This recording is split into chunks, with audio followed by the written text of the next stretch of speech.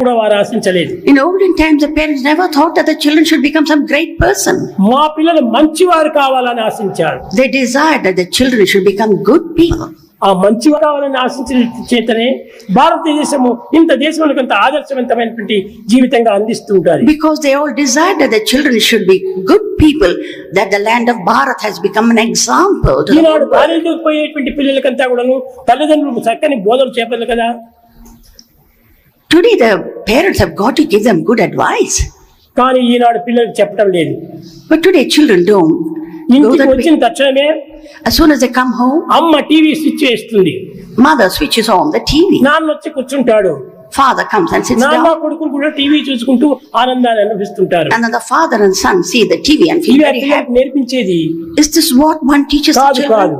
Not at all. ఆనాటి తల్లిదండ్రులు ఇంటికి వచ్చిన తక్షణమే పూజ రూమ్ దగ్గర పోయేటువంటి వారు. In those days, the parents, as soon as the children came from school, teachers చెప్పినటువంటి విషయాలంతా కూడా వారికి చక్కగా అర్థమయ్యేటట్టుగా బోధించేటువంటి వారు. they would take them to the prayer room and then tell them what the teachers had told them again and again so that they could understand. ఈనాటి college పిల్లలకంతా కూడా తల్లిదండ్రులు ఒరే నువ్వు గొప్ప చదువులు కావాలరా, Today, parents say to the, double degrees పొందాలి, you've got to become a great post person, graduate చేయాలి, double degrees, post అప్పుడు ఈ graduation. లక్షాధివంతులైనటువంటి మామగారు నీకు చిక్కుతారు ఉంటారు.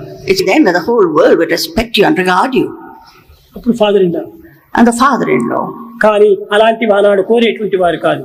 But those days, the mothers and fathers did గొప్ప desire this. మామగారు చిక్కాలని ఆశించేటువంటి వారు కాదు. They never thought they should get a great status and power. గొప్ప గుణవంతురాలైన భార్య చిక్కాలని కోరేటువంటి They వారు. thought that you should become a really good person. కనుక ఆనాటి కాలం నుండి వచ్చినటువంటి పరిస్థితులు ఎంతయో మృదుమధురమైనటివిగా ఉండేది. In those days, all these type of habits were so very enjoyable and pleasant. ఈనాడు ప్రపంచంలో ఈ రకమైనటువంటి అవస్థలను మనం వింటున్నామంటే దీనికి మూల కారణం ఏమిటి? If today's world we are listening to so many adverse, the reason, గుణవంతులైన తల్లిదండ్రులు ఇంట్లో లేరు.